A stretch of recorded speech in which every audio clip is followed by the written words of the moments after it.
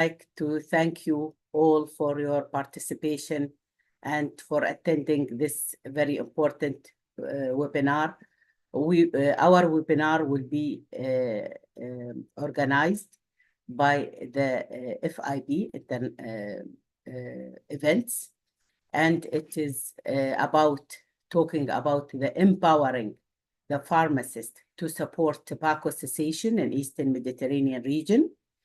The vital role of the pharmacist will be highlighted in this webinar, especially with our very important, valuable speakers from Eastern Mediterranean region. So I am Nadia Mazrouei. I am the president of Eastern Mediterranean Pharmaceutical Forum for the FIB. I'm from UAE, associate professor in University of Sharjah. And I'm going to moderate this event, digital event. And I would like to make a little announcement that this webinar is being recorded and live streamed via YouTube. Also, the recording will be available on our website, www.events.fib.org. You may ask any questions using the questions box provided. And also you are welcome to provide feedback to webinar@fib.org. Become a member of FIB. This is a very crucial, important, and we would like to invite you all to be sharing in our, to be participating and working with us also as one FIB. This is our aim. Feedback to webinar. Your membership, you can enter and join us by www.fib.org membership registration. For all the information about this video will be also cannot be copied, but you will find it in www.events.fib.org. And it is my pleasure also to participate with our really valuable speakers regarding in the Eastern Mediterranean region, as we want to know and highlight on the role of pharmacists really in supporting tobacco cessations in Eastern Mediterranean region. Now our first speaker will be Dr. Fatima Al-Awa. She's these all our speakers. Fatima, she's a regional advisor, tobacco-free initiatives in WHO regional office for the Eastern Mediterranean region, which is located in Egypt. Also, we will listen to another to her, and she is background lawyer, and this is very important to us to give us a feedback about the legality of this and what's going on from the point of legal initiatives and supporting our initiatives from legally point of view. Also, Inas known as Dokona, which she is the practical development and transformational project manager in the FIB in Netherlands. Also, Dr. Wael, who's the Vice President of Eastern Mediterranean Region, EMRPharm. He's the President of Egyptian Organization for Pharmacists. He will talk also about what's the happening in Egypt regarding supporting this tobacco cessations. Dr.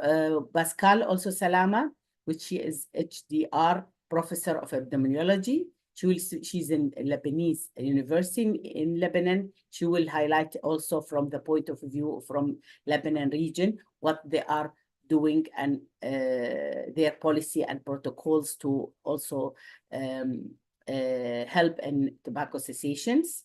Lastly, also Dr. Hisham Al-Salamat, who is from Jordan, chairperson of the Continuous Professional Development CPD Committee and Jordan Pharmaceutical Association, and that's very important that we will know the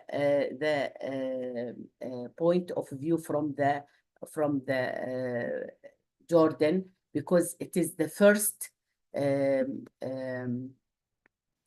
initiatives being done from the FIB in Jordan, as they have a high, I think, smoker rate. So we want to see where is we can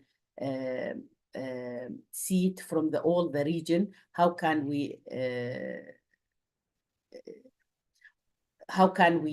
highlight in it, and how can we find a solution legally by any way? And we should emphasize on the role of pharmacists in these things. Thank you very much for all of you. Now we will start with the first speech today. Learning objectives that the attendee will learn about the burden of tobacco dependence in the Eastern Mediterranean regions and their effects on chronic diseases also, which is coming in a high ratio. We will find that there is a high prevalence of diabetes, about the hypertension, and these also we want to see the correlation between the tobacco and the chronic diseases, which is a high percentage prevalence in our region. Also, we will concentrate on the importance of leveraging pharmacists for tobacco cessation in the Eastern Mediterranean region. And then we will give an example of the tobacco cessation services provided by pharmacists in the Eastern Mediterranean regions, like Egypt, Jordan, Lebanon, and also the WHO, their opinion, how they are seeing the point of view on their programs being applied on the region. FIB also resources to empowering pharmacists to support tobacco cessation. This is a very important also point you will get from that. Next, please. So we will start by introducing our first valuable speaker. She is Dr. Fatima Al-Awa, and she is regional advisor from the WHO EMRO region in the office in Egypt. She is heading the tobacco-free initiatives, and she will talk about the burden of tobacco use and implementation of tobacco cessation policies across the WHO Eastern Mediterranean region. Let's welcome Dr. Fatima to start her presentation. Dr. Fatima. Thank you very much, Dr. Nadia. It is a pleasure to be with you today in this session, and I do hope that you will find my presentation as informative as I do hope for. Today, I focus on empowering pharmacists for tobacco cessation in the Eastern Mediterranean region by presenting to you the status of tobacco use in the region, demand for cessation services in the region, how can the pharma sector help us in the area of tobacco cessation, and the suggested way forward. The trend for tobacco use in the EMRO region is going down, like every other region of WHO regions. However, I always say that this reduction is very fragile, meaning that in any adult survey, we find the numbers going high. That will impact definitely on this trend. And we have, unfortunately, an observation for the adult surveillance after COVID, that all the adult surveillance are coming up with more than 60% for male prevalence. This is very alarming.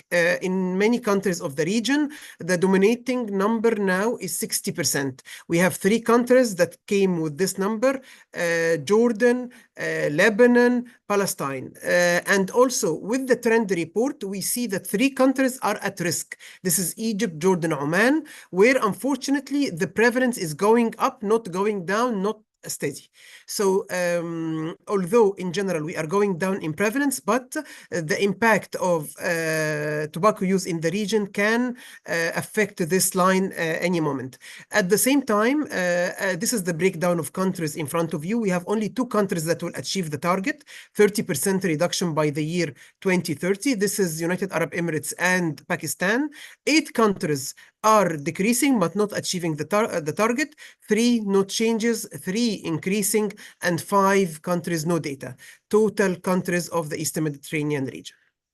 If we look to where we stand in the global comparison, you can see that the women prevalence is 4%, male prevalence is 31%, and the total is nearly 18%. That is the current tobacco use rate among adults.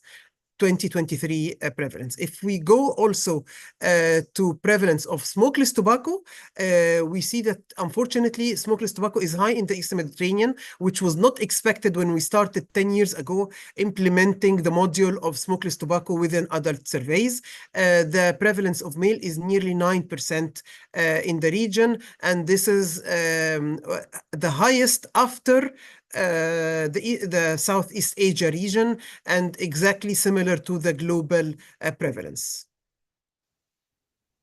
When we look at the youth prevalence, we see that we are the highest among boys in tobacco use, with 15% of boys smoking. This is the highest in all WHO regions, which is very alarming for us, because when we talk about 13 to 15 years old now, that means adult in the very near future.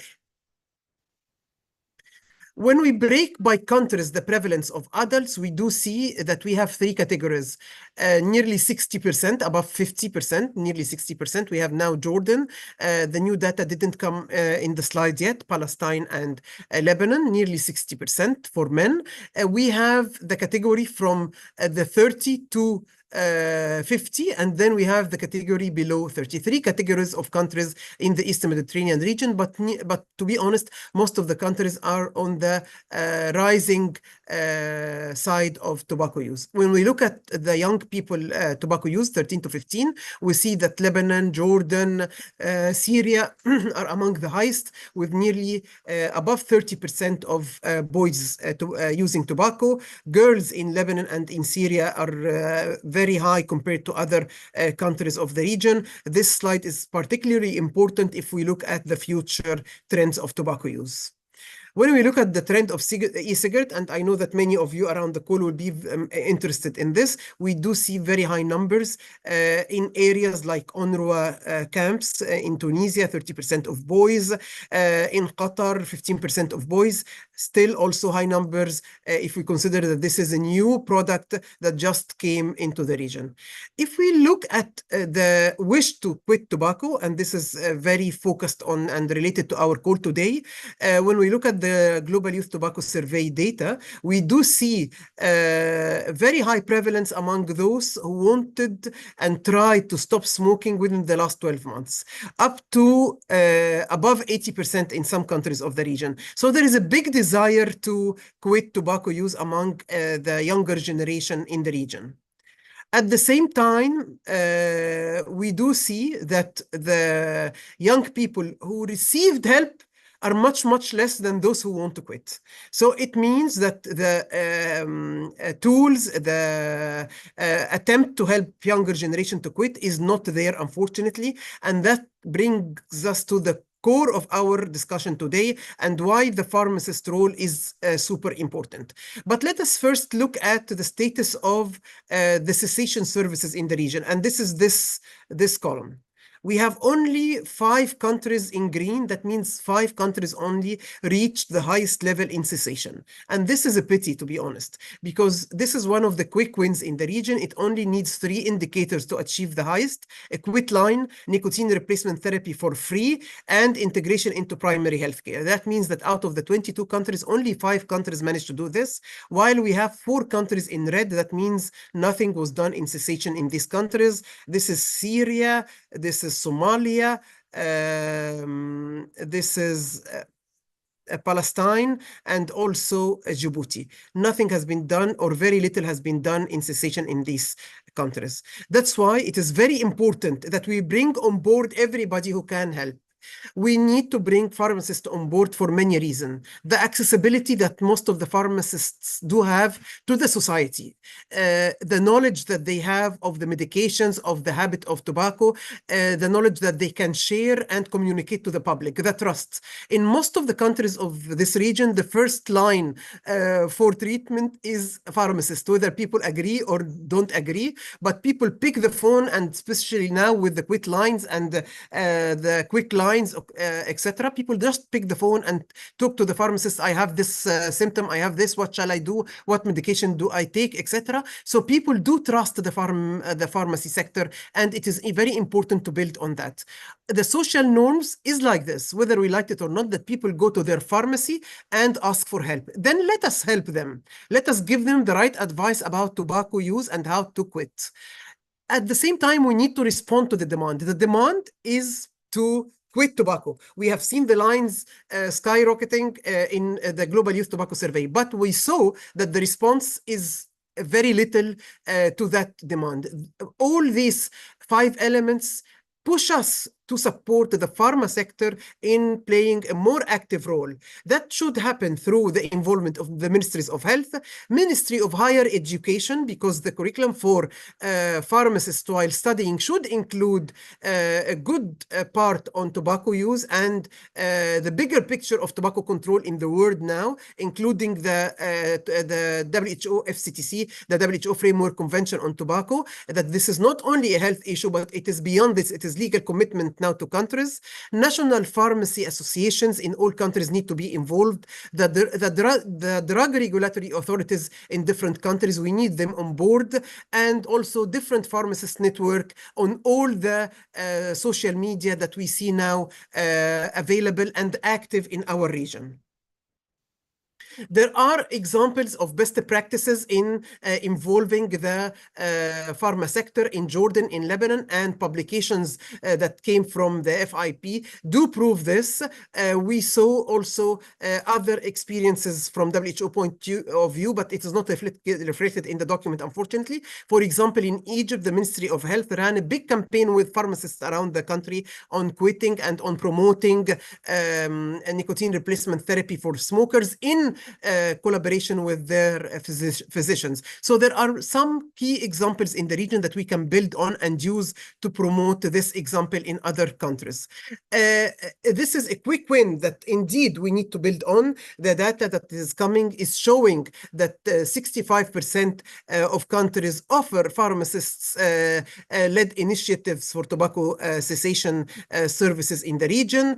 In 43 countries, pharmacists offer advice to visitors, and it is very important that we strengthen this with the appropriate knowledge. The numbers in front of you do support that this is a win-win and that we need to build on it. I think it is very important that we consider this and that we build using better communication tools, wider understanding of pharmacist-led tobacco cessation services, and their impact is critical for our next steps. We need to document the experiences that do exist. Having Jordan and Lebanon only on board for documentation is not enough. We need to look at the wider picture in the region and see how best we can present these examples to the public and to the authorities and the partners that I mentioned. Also collaboration across key governmental sectors, because we need everybody on board to support this and to avoid liability issues when we strengthen the role of pharmacists in this. Interprofessional collaboration is also very important between the Medical Association, Pharmacy Association, and all other involved professionals.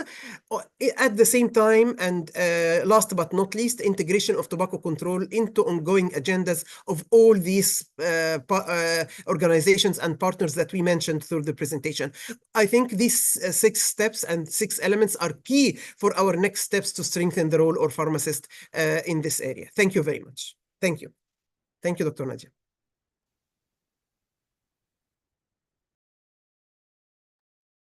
Thank you very much, really, Dr. Fatma, for this very, very, very interesting lecture. So, which you are highlighting on the need for the collaboration, interpersonal collaboration between the whole countries, and also to document the experiences which is being done for this tobacco cessation in the region. And also we should highlight on the country which needs to be also which is needed to be also support by our all globally, which we have to emphasize for them. They have to ask, as we know that there is a big issue in the demand to quit cessation tobacco, and the response is low. So this where the pharmacist role should be advocate on it, and we should be appear in that supporting these people who want to quit and who want really to quit, to help them in these countries. Thank you very much, really. And now we will go to our second speaker, who is Dr. Hisham Al Salamat, Chairperson of the Continuous Professional Development CPD Committee in Jordan Pharmacist Association. Welcome, Dr. Hisham. He will speak with us about the tobacco cessation services by pharmacists in Jordan. And you know that Jordan also, they have the highest prevalence of tobacco, one of the countries which they have the highest. So their role is very important in documentation.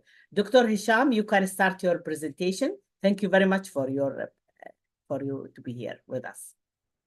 Thank you so much, Dr. Nadia, for the kind introduction, and thanks for Dr. Fatma for the very exciting presentation. I should say that my name is Husam Al Salamat. I'm the chairperson of the Continuous Professional Development at the Jordan Pharmacists Association. For this presentation, I have nothing to disclose. Simply speaking, I'll be sharing the experience that we have had in Jordan regarding tobacco cessation.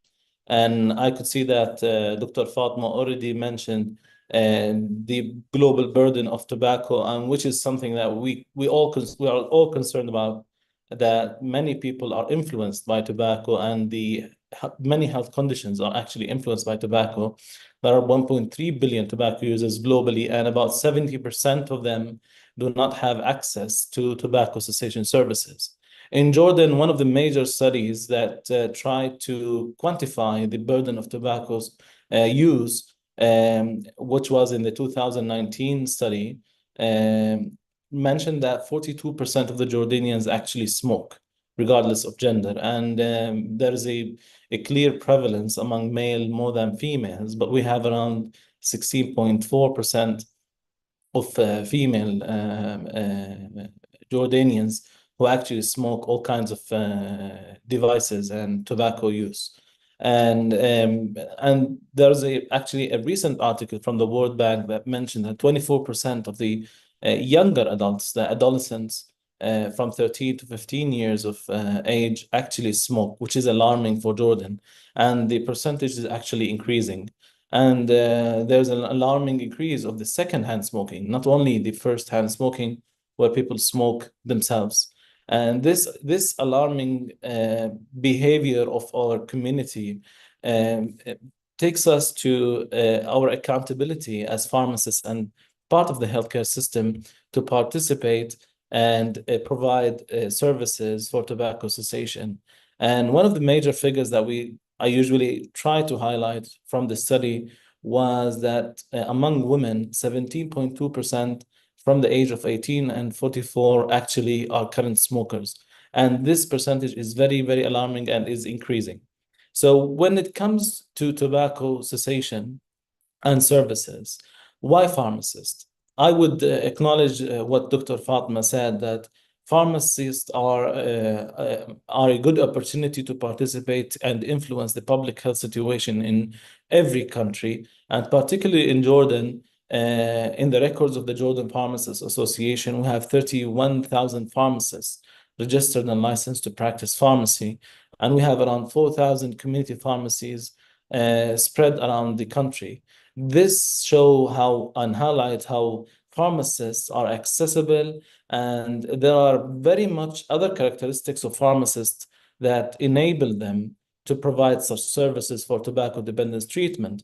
Like pharmacists are qualified, they're well trained, they are well knowledge about different kinds of diseases, and they can often practice any information that engulfs that, like the tobacco dependent treatment in any situation. And since pharmacists are already encounter patients and public in community pharmacies, they are always experienced communicators. And we, as we know, part of the tobacco dependence treatment and the major component is the behavioral management, where we should deal with patients and smokers in a certain way that is convincing for them to quit and convincing them of the harmful effect of tobacco use. Additionally, the pharmacists are actually self-motivated. We are all here in this event. Most of us are pharmacists.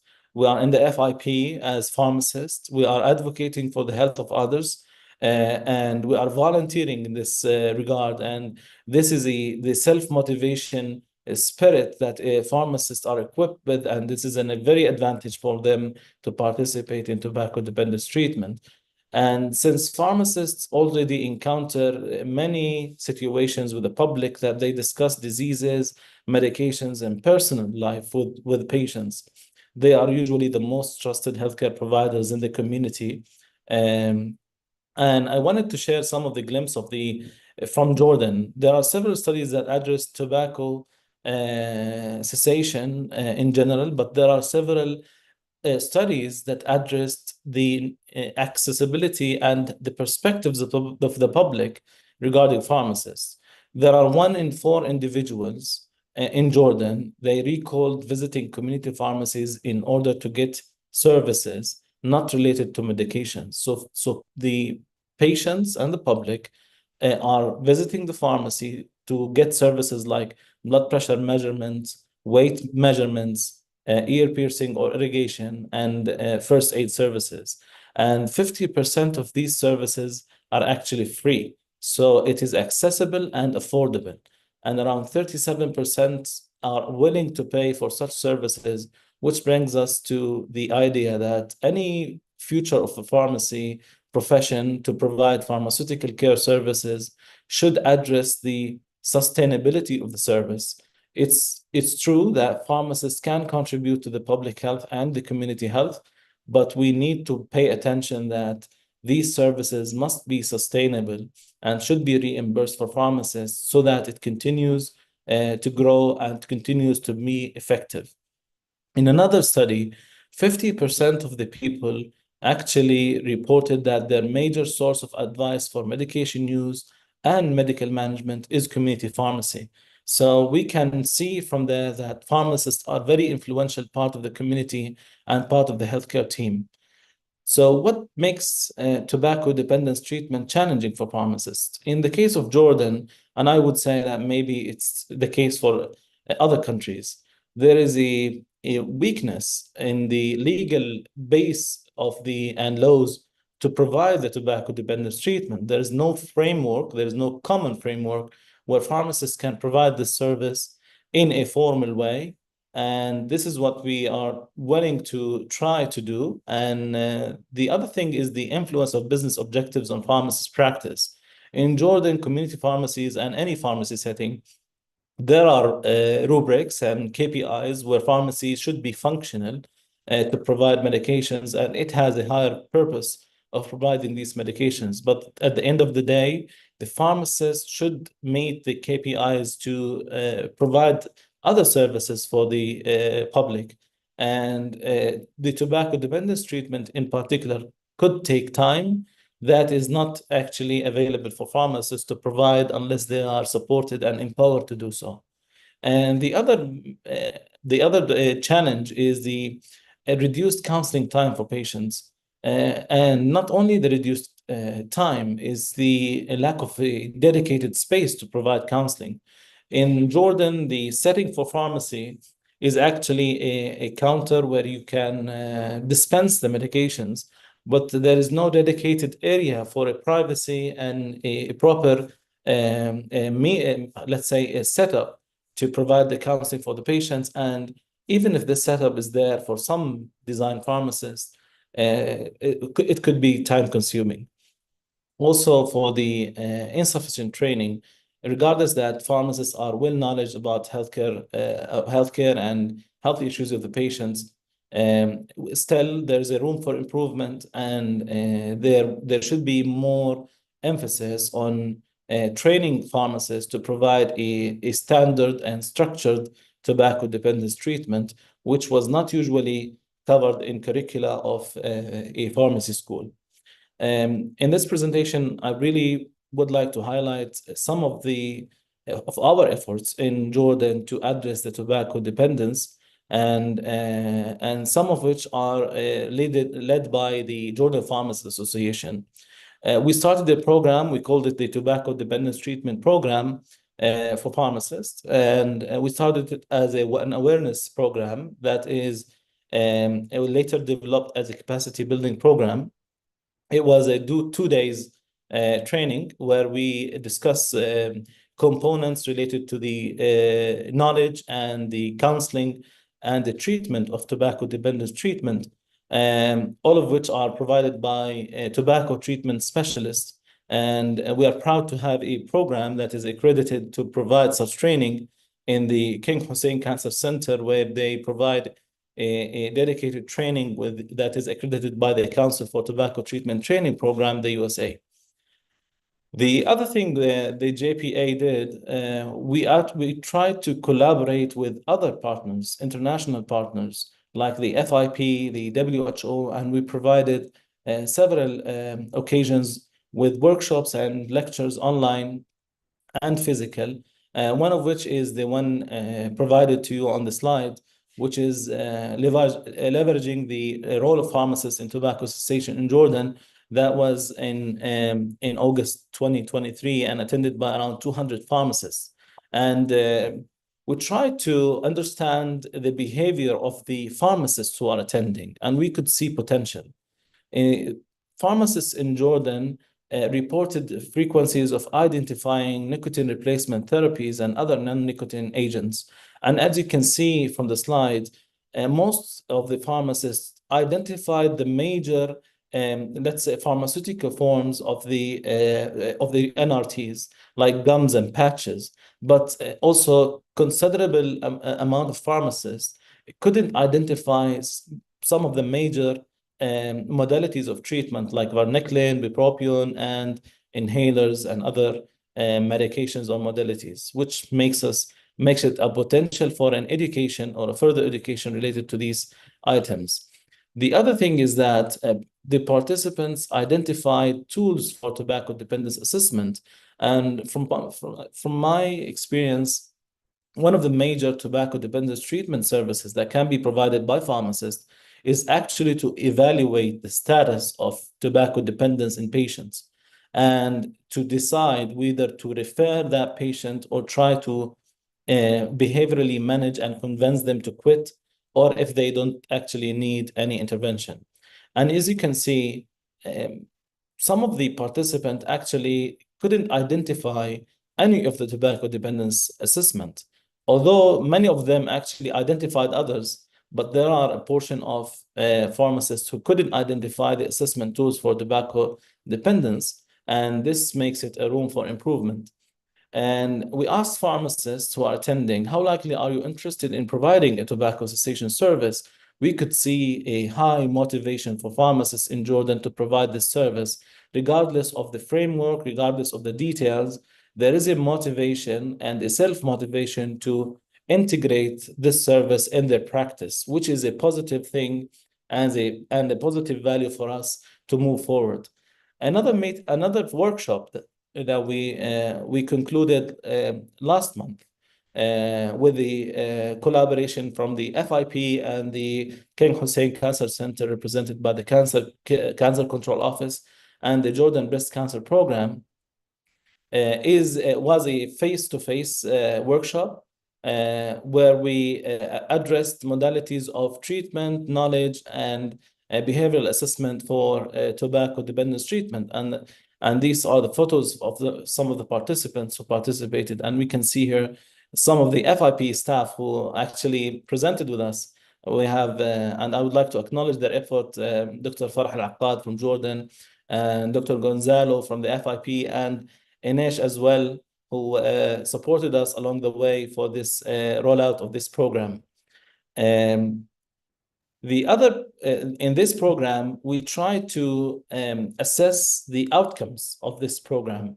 And we did a pre-test and a post-test. And we could see the improvement very obvious, regardless of the number of participants, which was around 40 total. And we could see that pharmacists actually can benefit from such trainings. And we encourage other countries to try to adopt such trainings. And it was a one-day training. And it can be expanded, but I think it was a great opportunity for pharmacists to be exposed to this. The other thing that we did in the Jordan Pharmacists Association is to advocate. We advocated for tobacco cessation in the target group, which is the adolescent group from 13 to 15 years. And we called this initiative as the smoke-free generation. And I could see that Dr. Fatma actually mentioned that on the slides, and it made me really, it gave me a feeling of rewarding feeling that we are making an impact that is appreciated internationally. In this initiative, we collaborated with different partners internationally and nationally. And from the national partners, we have the Ministry of Health, the Ministry of Education, the King Hussein Cancer Center, and the Jordan Pharmacy Student Association, and the FIP. And we made a huge media coverage for this initiative so that it can reach the maximum amount of people. And we are still rolling this initiative and visiting schools and advocating for the harmful effect and explaining the harmful effects of tobacco cessation. These photos are from the opening ceremony of the initiative, where we did it in one of the schools, and we could see that some of the children here are trying to share their motivation to quit smoking or to try to adopt a smoke-free life. We used a tool in this initiative, which is an oath and something that they can put their fingerprint on, and that they can try to give an oath that they can stop smoking or like to be referred to their school teacher if they encountered any case where students smoke. And this is the design that we adopted for that oath and specific declaration for this initiative, where students can make the word of the title of the initiative.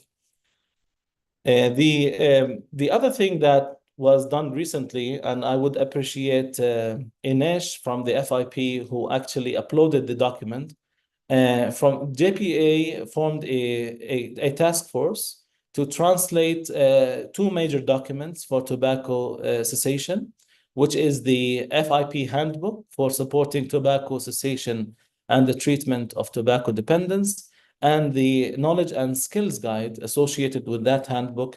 We translated the documents from English to Arabic, and I believe that the Arabic version is now available online on the FIP website.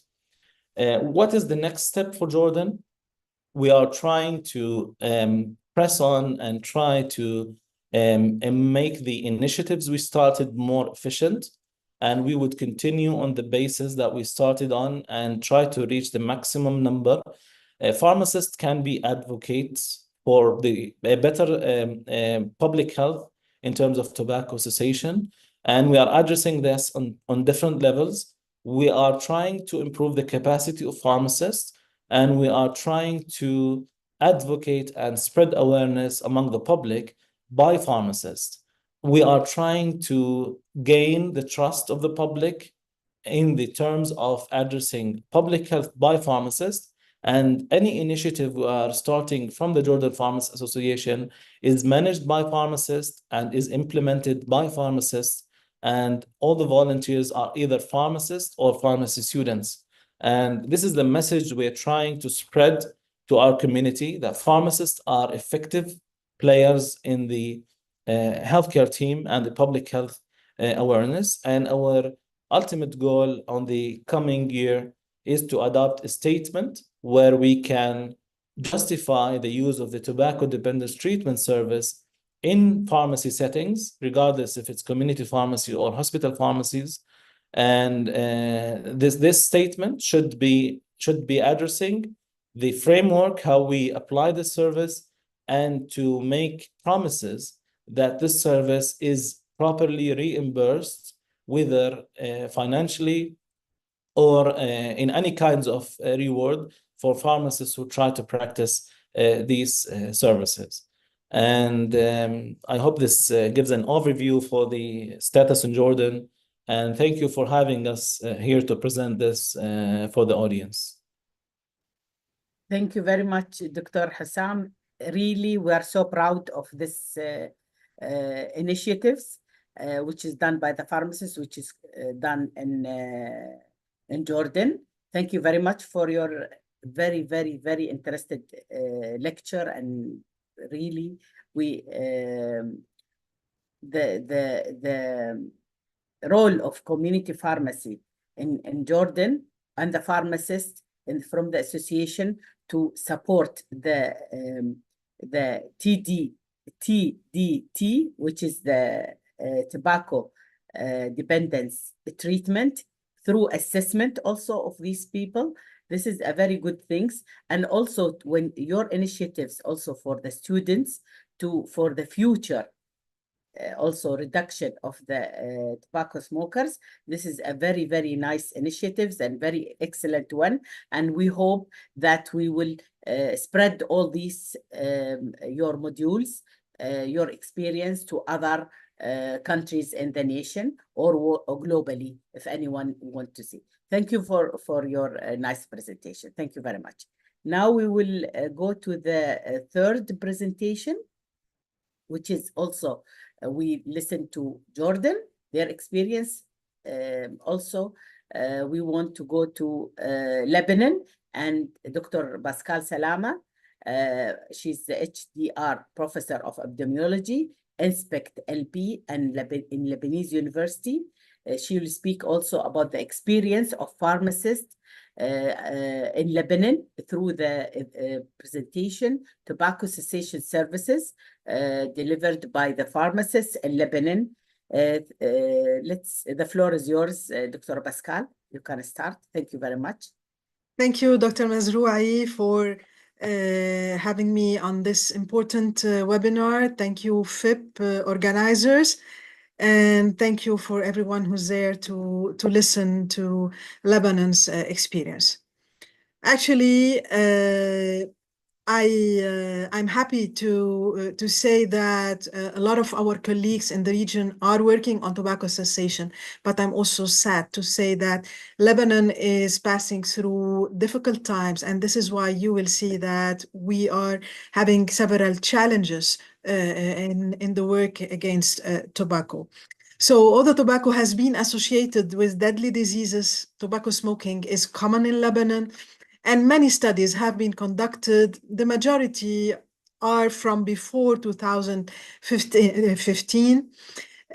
We don't have current reliable data that is really due to the multiple crises that Lebanon is passing through, as we said. So what we know is that tobacco smoking is common. We have lots of people who are now smoking, who have been smoking. And of course, like all the region, we have cigarette smoking, but we also have water pipe smoking. And I'm happy to say that a lot of research work has been done related to water pipe smoking. And this issue is really of primary importance, particularly for young people, particularly for women. And this is why I think one of the first ideas we should keep in mind is that it's not only cigarette, it's also water pipe, it's also smokeless tobacco that is also gaining in importance nowadays. And of course, you know that there are lots of diseases that are related to smoking. And here we see that people who smoke cigarette or water pipe might have more or less similar or different levels of diseases such as COPD. However, if you looked at mixed smokers, and here is also a very, very important message, mixed smoking is really multiplying synergistically the risk of disease. And this is the example of COPD. So this is also something to take into account whenever we are trying to work on tobacco cessation. Now, are water pipe and cigarette different? More or less, yes. There are two major differences that were found in research related to water pipe versus cigarette, is that water pipe includes lots of elements, such as negative reinforcement and positive reinforcement, that increases the possibility of smoking, particularly among youngsters and particularly among women. And this is why we should really focus on these vulnerable population during our work. So what about university students? Well, there are lots of studies that were done related to that topic. There are lots of prevalences that were found. Some are around 30%, 25%, 28%, 26%. But what is interesting is to see that it's not only that. It seems that smoking is also coupled to other lifestyle behavior, to other noxious lifestyle behaviors, such as eating, the inadequate dietary habits, the low physical activity, and high alcohol consumption, which would all contribute to the problems related to tobacco. So data shows that smoking is common in all age groups. Effective interventions are unfortunately lacking. And in Lebanon, we don't have a comprehensive strategy against smoking. There are some initiatives, yes, there are some activities that are being done, but it's not really a clear, comprehensive strategy. We have 2 smoking cessation centers in the country. They are not that official. They are not covered by health insurance, and this is also a weakness. And policymakers, concerned authorities, other stakeholders are not always involved enough in anti-smoking action application. And last but not least, there is no clear role for the pharmacist in tobacco cessation. So it's not written somewhere, it's not set and clarified. There were some research studies that were done with some people from our team, our colleagues, showing that participating pharmacists, they have some inconsistent practices during counseling, when they are counseling their patient on smoking cessation. There are some discrepancies among community pharmacists relevant to their ability to provide smoking cessation services and smoking cessation advice. In 2020, we also did a study where we saw that pharmacists are knowledgeable. They have enough knowledge. They have a positive outlook towards COPD, toward counseling related to smoking cessation. And we also saw that knowing better was associated with a better professional practice. So yes, pharmacists, they have a lot to give in this field. However, unfortunately, we don't have always available anti-smoking aids. Only nicotine gums are sometimes available. And as you know, we've been passing through a crisis for the last 5 years. So during these 5 years of crisis, shortage of these anti-smoking nicotine gums was common. And helping patients to quit smoking is becoming more and more difficult for Lebanese pharmacists. So based on that, what do we recommend? First, we need more research on smoking epidemiology, related disease management, on pharmacist intervention, and related topic. We need to have anti-smoking comprehensive strategies. And in order to have these strategies, we need more leadership in this field. We need also policies that support the implementation of these strategies. The role of the practicing pharmacist, particularly the community pharmacist, it should be highlighted within these strategies and within these policies. Initial continuing education for best practice in smoking cessation, well, this is also a must for pharmacists, whether they are still at the university, this is for initial education, or whether they are graduate, and this is for continuing education.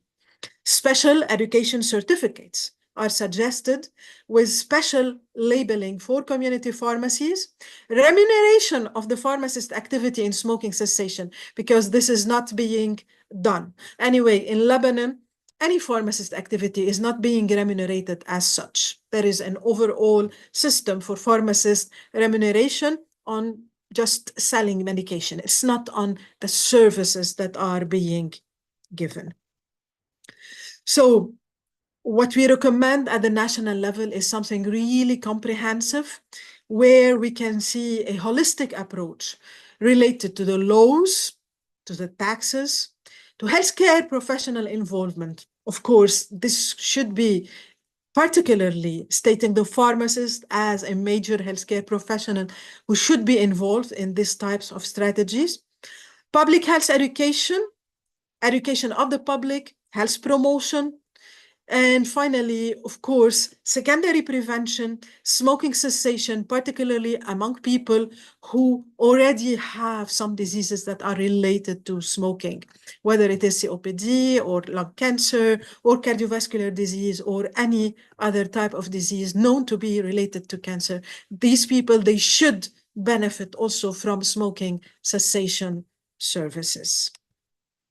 And thank you. That's what I had to say about Lebanon. Thank you. Thank you very much, Dr. Pascal. I think your challenges is unique, but it is worldwide in our Eastern Mediterranean. You are sharing some challenges also with other countries, the same. Lack of documentations, the clear role of pharmacists in smoking cessation campaigns. This is it is the same almost. Thank you very much. It is so informative, very nice experience from Lebanon. And when we know the challenges and we identify the reasons, here we can think of solutions. Thank you very much, Dr. Pascal. Now we will go to our next speaker. Yeah, Dr. Wael. Hello, Dr. Nadia. How are you? Fine, thank you. Hello, nice to see you, and congratulations for your conference. Thank you so much. I'm so busy today because we have like a huge event here in Egypt. We have Egyptian Pharmacist Conference, but I can't say no for you. You're and welcome. for FIP and my colleagues as well. It's my pleasure to be. Yeah. Dr. Wael, he is the Vice President of Eastern Mediterranean Pharmaceutical Forum.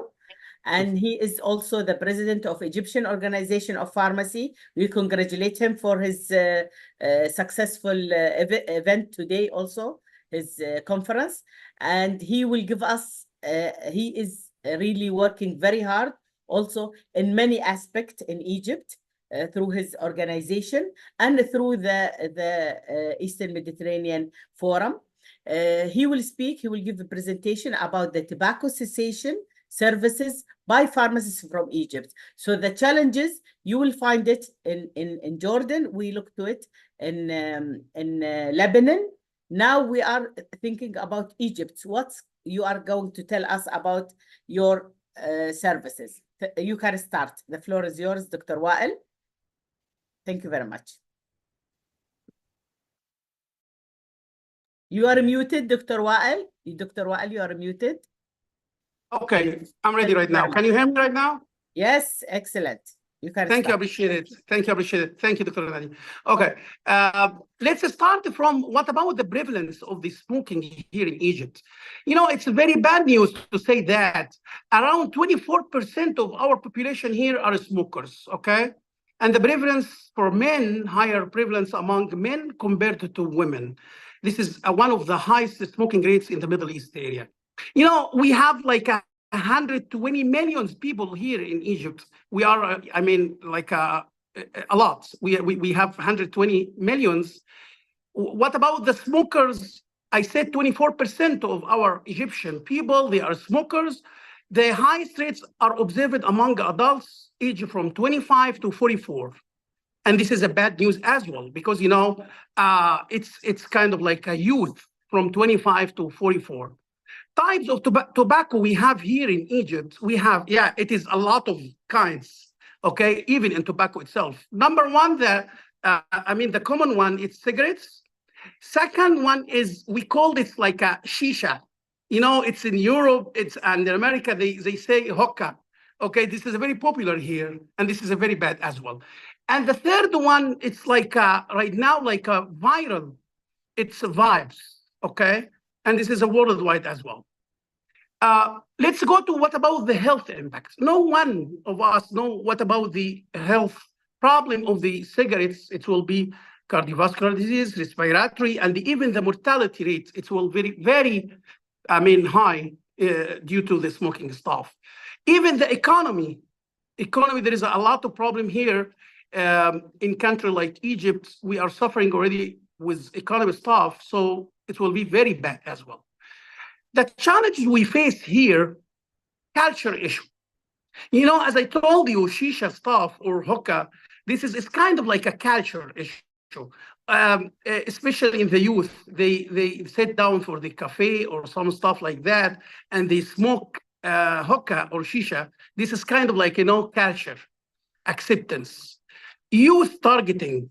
So this is a tobacco companies often target youth through marketing and even exacerbating the initiation of smoking at young age.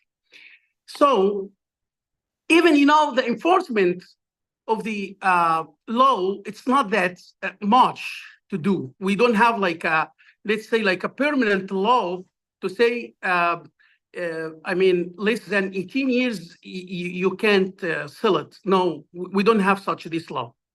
So what about the let's say the efforts of governments? I can't say no. Yeah, they initiate a lot, national campaigns, even media about the dangers of smoking and promote cessation, healthcare programs, and, you know, integration of smoking cessation through coverage and accessibility remain issues. The pharmacy involvement, it's a very important, we have here in Egypt as a pharmacist, very big role in that. We are, in a lot of campaigns as a public health campaigns aimed at reducing the smoking problem rate through education on the health risk, even the school programs, education programs targeting children. Next, please. And even as you know, Egypt, we are signed already committed to the FCTC to reduce tobacco from WHO Framework Convention on Tobacco Control. We signed it already in Egypt. So what about the tobacco cessation service provided by pharmacists? If you know, pharmacists in Egypt, we have 350,000, yes, 350,000 licensed pharmacists. And we have more than 80,000 community pharmacists. So we have a law here, each 100 meter, you have a pharmacy here in Egypt. So using of the community pharmacy as a public health pharmacist for any campaign to reduce such a problem by counseling, number one, counseling education for the people, behavior. This is a lot of people here, they trust the pharmacist and even the consultation of the pharmacist. So it will be all my colleagues here offer face-to-face or even telephone in case of he can't come over to the pharmacy. So Counseling, it's a very important issue. The Egyptian pharmacists, we use it against tobacco. Second thing, health promotion. As I told you, we have a lot of public health campaigns here in Egypt, and pharmacists here in Egypt, we have, let's say, like two pillars. I'm a pharmacist, I'm working like a private, it means the community pharmacist. And on the other hand, governmental pharmacist, he is working in the government hospitals. And this is a lot of MOH, I mean, Ministry of Health hospitals. We are, as a pharmacist, working in. So all of these pharmacists or Egyptian pharmacists, they are working in government. They, participate and initiate a public health campaign, okay, to raise awareness about the dangers of smoking. So pharmacists here, they have a very big role in counseling education, in the private sector and the even government sector, and also in the public health campaigns. What about even third one, collaboration with healthcare providers, integration with the doctors and the nurses here in Egypt? Yes, we have a lot of examples for this integration. Fourth one is a training and education for pharmacists. We have, we can say like a training of trainer, TOT. We have like this, for example, this conference, we have a session to train our friends, our colleagues as a pharmacist, and then focusing on the evidence-based practice in tobacco cessations. And then we make like a rolling certification programs for with the credit hours and so on. Let's go to the conclusion. Pharmacists in Egypt have a significant opportunity to contribute to public health through tobacco cessation service. That's why, because already we have like a shortage, 40% at least in the physician. And we have a lot of the pharmacists here. So the Ministry of Health, they took a decision to put the pharmacists in the like administrative even positions in the Ministry of Health and give them like certification to do such campaigns and the public health. So we have authority here to initiate even public health. By leveraging that, and the expertise pharmacists can play a crucial role in reducing smoking rates. And the people, please, the pharmacists, don't stop your counseling, don't stop, your training and the public health awareness, essential to enhance the effectiveness and reach of this service. Thank you so much, Dr. Nadia, and thank you, my colleagues. Appreciate it.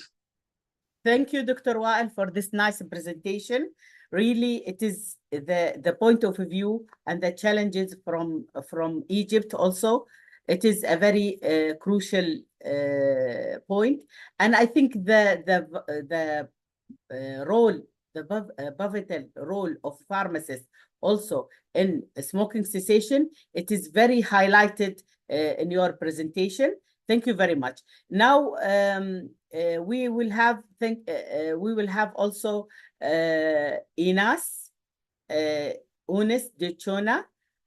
She is the Practice Development and Transformational Project Manager from the FIB from Netherlands. She will also share with us this FIB resources to empowering pharmacists to support tobacco cessation. Thank you, Eunice. You can start now. Thank you. Thank you very much, Dr. Nadia, and thank you all the colleagues who presented great examples of pharmacist-led tobacco cessation services in their countries. I think it's really inspiring to hear these different examples and to learn with colleagues from different countries, and also with Dr. Fatma from the WHO. It is a great pleasure for me to share with you today the work that the FIP has been doing in the field of tobacco cessation and what pharmacists can do to help individuals to stop using tobacco. FIP has been working for several years in the field of non-communicable diseases, NCDs, and in particular in tobacco cessation as part of our commitment to the WHO Astana Declaration on Primary Health Care, signed in 2018. One of the ways we are doing this is through the FIP Practice Transformation Program on non-communicable diseases, that you can find our work on our microsite on ncds.fip.org.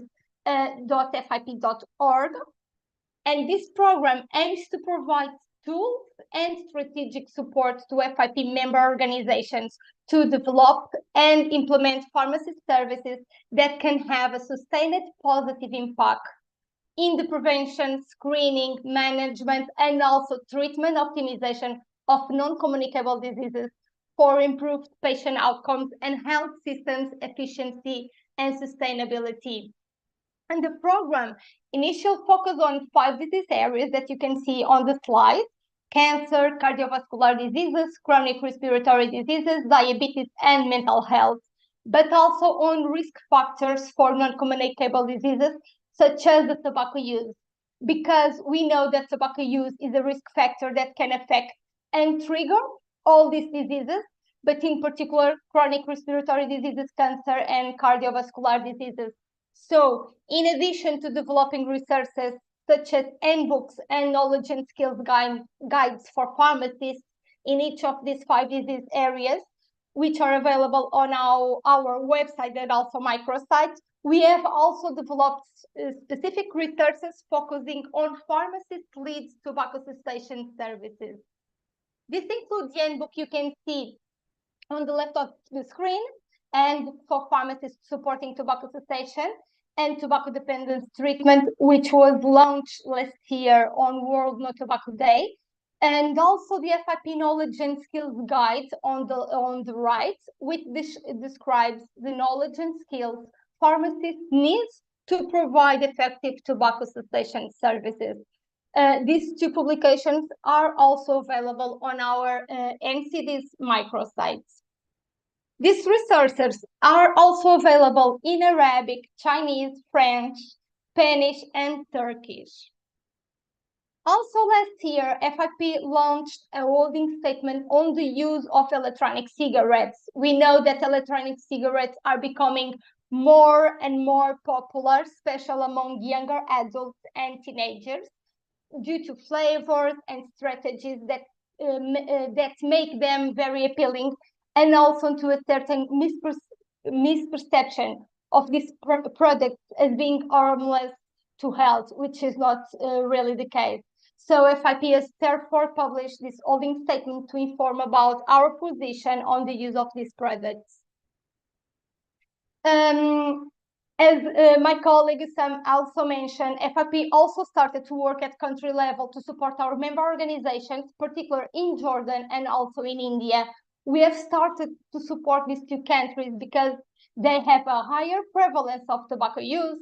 And as mentioned before, Jordan in particular is one of the 6 countries in the world where prevalence of tobacco use has actually increased.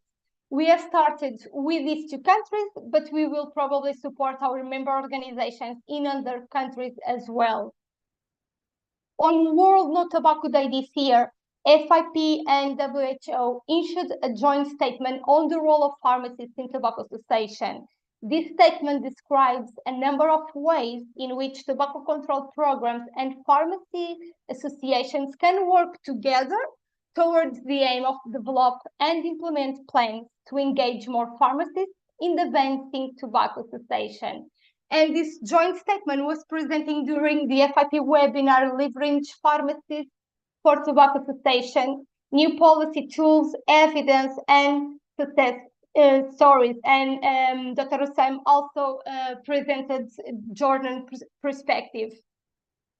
Speaking of the event, we have also with us Dr. Vinayak Prasad, head of the WHO No Tobacco Unit, and Dr. Prasad said that this statement with the WHO calls for a collaborative effort amongst healthcare professionals. Specifically, it advocates national action to empower all pharmacists to routinely provide tobacco cessation support. And Dr. Prasad added that if every pharmacist identifies and advises just 1 tobacco user to quit each day, this collective action could reach over 4 million users in a single day. So this work is super important. At this webinar, FIP also launched the Global Intelligence Report on Pharmacist-led Tobacco Cessation Services that also Dr. Fatma had mentioned in her presentation. And the full version of this report is only available to FIP members, but the Pharmacist-led Tobacco Cessation Services Evidence of Impact and Country Highlights version is available on open access. You can also have open access to the FIP Global Tobacco Cessation Survey findings infographic. And the basis for this report was established through the review of existing literature. In addition, a survey and a compilation of country highlights specifically tailored to engage our member organizations were conducted. And this report provides a comprehensive overview of the key role of pharmacists in tobacco cessation and how this contributes to timely patient care and to health systems efficiency through interprofessional care teams. And the report also shares global best practice to advance pharmacy practice and international standards of patient care. Throughout June and July, we will be running a series of digital events focused on empowering pharmacists to support tobacco cessation, and today is the third of 6 digital events. We are also be working on the FIP statement of policy on the role of the pharmacist in establishing a future free from tobacco and nicotine dependence, to be adopted by the FIP Council in Cape Town in September this year. So, in conclusion, the negative effects of tobacco use on health are well documented. However, giving up tobacco and quitting can be a challenging process, but the journey towards a tobacco-free life can be made easier with the right support, and pharmacists have an important role to play in helping tobacco users quit and also remain abstinent. Pharmacists' expertise and accessibility ensure they are ideal providers of evidence-based advice, medication, and support to those who want to break their addiction to and dependence on tobacco. All of the program publications, events, recordings, and other resources and tools are available on the FIP microsite on NCDs at ncd.fip.org. I will also share with you on the chat after my presentation all the links. And if you have any queries, suggestions, or comments, they are very welcome. And please send us an email to ncd@fip.org. So thank you very much. Back to you, Dr. Nadia. Thank you, my dear. It's so nice presentation from you. You are summarizing the whole issue of the work of the FIP also in participating and in advocacy and supporting all the tobacco cessation through the NSIDs in non-communicable diseases to control them, and this is a good preventive measures should be taken for a healthier life for everyone. And we emphasize on also the pharmacist-led tobacco cessation services provided through different countries. We started with Jordan and India to start with them this, and then after that, this is all to decrease the burden of tobacco cessation on the health of individuals and the interpersonal collaboration of all the health providers, especially the pharmacist role in controlling these and to share in these campaigns and in this mission. Thank you very much, Ines, for this nice presentation. I would like to see if there is any question. You can help me from the chat for the speakers.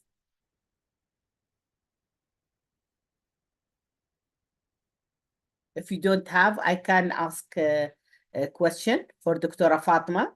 Dr. Fatma, Yeah, you we have? have the question for Dr. Fatma about what are the key challenges for successful cessation services Yes. in the Region. region. I have, yes. Dr. Fatma, if you answer this question, what are the key challenges for successful cessational services in the region? And also, if you can say, is there in the region best practice in engaging pharmacists in cessation services? Thank you very much, Dr. Thank you. Nadia and Ines, for coordinating this session actually and involving us. It has been very informative for me. To be honest, before I respond, I just want to draw your attention to the publication that I just shared in the chat. And this is the first ever clinical treatment guidelines for cessation in adults, released by WHO today. So it is very good that we are having this webinar today while this guidelines is being released by WHO to all countries of the world. And I do hope the participants and the speaking colleagues will find it useful. In EMRO, there are quite some challenges for cessation, but I will focus on the most important. People do not know. We have a problem in communication and in awareness. People do not know of the existence of cessation services. There is no enough promotion for the cessation services. And also the concept is that cessation should be focused on a cessation clinic, that it is not done by the general practitioner by primary health care, but you need a clinic. And this is not the idea of WHO for successful cessation. We are talking about integration into primary health care, into different health services. So I think this is an important aspect for the key challenges that we have in the region for cessation. The other thing is the nicotine replacement therapy. And there are well-known nicotine replacement therapy. Dr. Hussam spoke about some of them. But now with the electronic cigarette coming into the market, the tobacco industry on purpose is confusing the public. And it is very important that we be very clear about this. This is not a cessation tool. Everybody start using it under the assumption that it is a cessation tool as claimed by the tobacco industry. This is not a cessation tool, and we need to advocate as pharmacists and at the pharmacy community need to advocate for that. This is very important. And of course, the experience that is happening now in Australia, everybody's watching. I mean, giving the electronic cigarette through pharmacies and with a prescription, everybody is looking to see where it will lead us. But definitely this confusion is created by the tobacco industry on purpose because everybody who do not quit tobacco is still a customer for tobacco industry and still paying for their products. So this is a key challenge for cessation in the region. Successful cessation experiences, yes, there are many, and we heard from Dr. Hussam in Jordan. But the problem is that I always say that cessation services is linked to the implementation of policies. If we really don't have tobacco-free public places policies, nobody will quit tobacco. Why would they quit? Quitting tobacco comes from the pressure of the society that we don't like tobacco, that tobacco is disregarded behavior, disapproved behavior. So as long as we do not implement the policies, especially tobacco-free public places as it should be, like, for example, European countries, like banning tobacco in bars, etc., we will continue to have a big challenge in cessation services promotion to the population. So I think these are two linked answers to each other. The existence of policies, implementation of strong policies do lead to successful cessation services because it pushes the society, it pushes the smokers towards quitting of tobacco. Thank you very much, Dr. Nadia. Thank you very much. I think this is a very important thing, the implementation of the policies. This is the most important. I would like also to tell you that in UAE, and I think in the Gulf region, we are forbidden to, there is a forbidden to smoke in closed places, especially malls, hotels, everywhere, except in special places, in airports, in airplanes. This is a good also initiatives that it control this one. But the most important is that when they consider the electronic cigarette as a treatment to quit smoking, this is the disaster. So we have everybody, this is our role to show them that this is a wrong initiatives. I am sorry, I need to add something. Yes. Yes, It is also related to the industry role in this. We have seen in this region this year that the industry promoted through the continued education for medical field the harm reduction approach. And definitely we are against using the medical forums and the medical associations to promote non-evidence-based approaches that the tobacco industry is pushing forward. So I take this chance to warn against this and raise the red flag against these kind of practices, and of course assure you that we always have an answer for questions like this. It is on our website. It is on WHO global website and WHO EMRO website as well in relation to heated tobacco products and electronic cigarettes. Thank you, Dr. Nadia. Thank you very much. This is very important what you are saying, that also the burden of knowing the people that they should know the electronic cigarette, what it is, the knowledge, it will control them. This is the confusion. This is will cause a very big issue, that the people, they think that it is not a serious one, and the electronic cigarette, and it is really, it is spreaded between the young generations, which in the future there will be a smoker. So we should fight in the beginning of that, and we have also many countries, they have this initiatives. Thank you very much, Dr. Fatima. Now let's go to Dr. Hussam. Hussam, yes. How can we better engage pharmacists in the treatment process for tobacco dependence treatment? And also, what are your recommendations for competent pharmacists who can provide tobacco dependent services? It means, do we have a certified pharmacist for these things, or you think that any pharmacist can also help in that one? Thank you very much. Thank you, Doctor. First of all, thank you for having me again, and thanks for the You're welcome.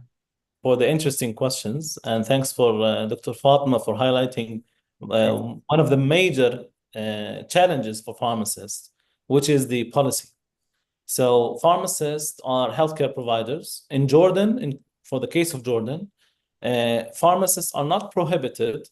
They can provide counseling, but it is not legalized in a structured framework.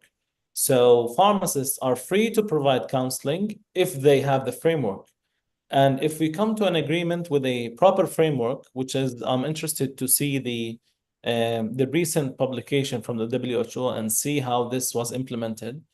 We're trying to look for a model that can adopt a framework for pharmacists to provide the service efficiently and sustainably. So the major challenge is the reimbursement.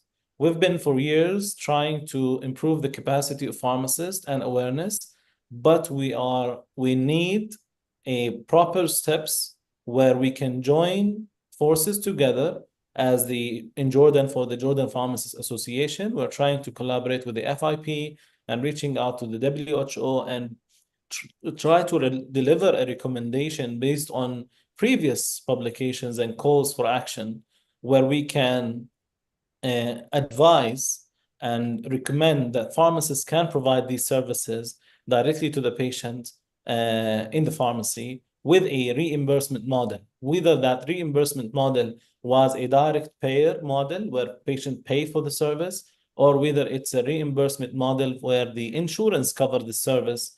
In Jordan, we have, in the Ministry of Health, we have around 26 tobacco cessation clinics managed by physicians. And these services are provided for free of charge for whoever try to approach the service. But if we want to try to advocate that pharmacists get involved in this service, we either need to cover the cost of the service or try to advocate and spread awareness that patients can approach pharmacists for an affordable service. What are my recommendations? I would say for the case of Jordan, sometimes we don't need for the policy to be changed. We need just to start acting. So in Jordan, there is two major categorizations for modalities of treatment. It's either a prescription medication or it's either a non-prescription medication, which is an OTC, over-the-counter medication.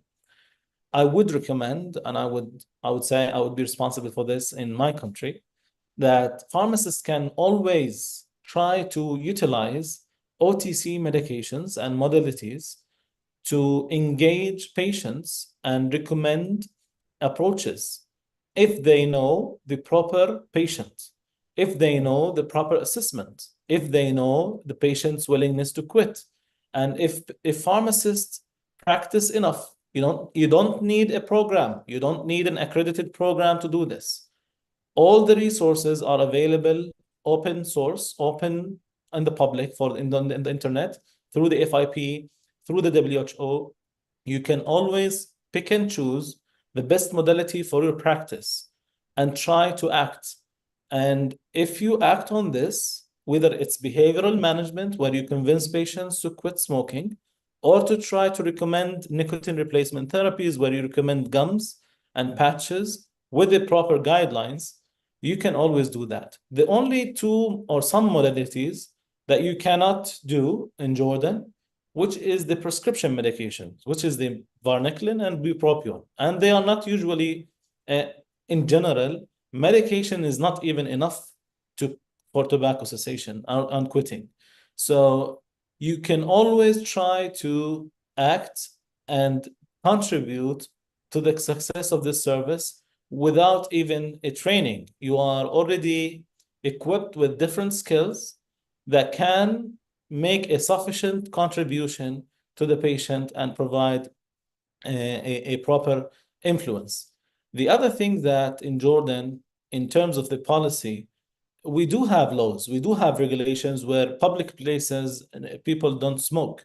And recently with the I would say, like Dr. Fatima explained it, sometimes tobacco industry benefits from certain ideas in the community. Like in public places, we are now seeing signs where tobacco is not allowed, but vaping is allowed.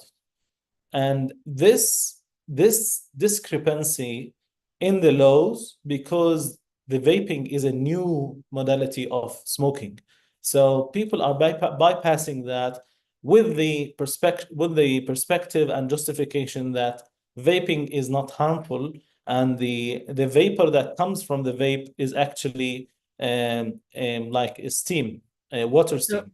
So we need researchers to Yes, really absolutely. confirm what's going on. Yeah, Thank you very much. Just one last thing I want to add, which is I'm proud of that we have in Jordan. We have some steps where we limited the distance where a market that sell tobacco products there is a limitation to the distance where a market can sell these products from the nearest school.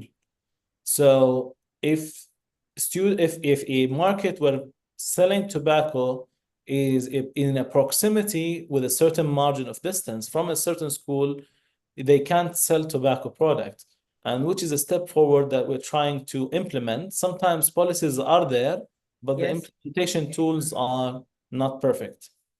Yeah, thank you very much, Dr. Hussam. Now the last question for Dr. Pascal also. What is the role of professional and academic pharmacist leaders in tobacco cessation in Lebanon? If you can ask us also about, if you can answer us about also what are the expected barriers toward a comprehensive strategy for tobacco cessation in Lebanon. Pascal, you have 2 minutes. Thank you. First, I would like to add to what my colleagues are saying about the policies. The presence of a policy or of a law is not enough.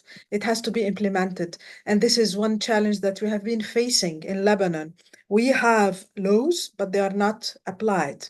The second point is the differentiation between cigarette, water pipe, and of course, vaping now. But for cigarette and water pipe, they are not treated alike. Their social aspect and social perception is not alike. Cigarettes might be seen as undesirable, but water pipe is seen as a really social desirability. It has some really social aspect that cannot be denied and that should be taken into account. Thank you very much, Pascal. I'm sorry because we have to end. Thank you very much for everyone. Thank you for the speakers. It is my really pleasure to moderate this very important session. Thank you for everyone. Thank you. Yeah, and also I would like to express my gratitude to the audience who stayed with us for 1.5 hours and who attend this nice event. And we hope that you will get too much experience that you can share it in your countries. And we are welcoming everyone if you have any suggestion also to check the events again, and you will find it recorded in events.feb.org. And also, if you have anything, you can write to us, any suggestion, anything. Also, we invite you to the next conference, 82nd Feb World Congress Pharmacy and Pharmaceutical Sciences, which will be held in Cape Town, South Africa, from the 1 to the 4th September 2024. Innovation drug discovery will be, the program will be about equitable quality healthcare, innovative drug discovery and access also. And you will find also, we will hope to see you all there, revolutionizing the healthcare and with AI and the implication on the healthcare services. Thank you, everyone. And we would like to thank you for your attendance, and we hope to see you in other events. Thank you very much, everyone. Thank you.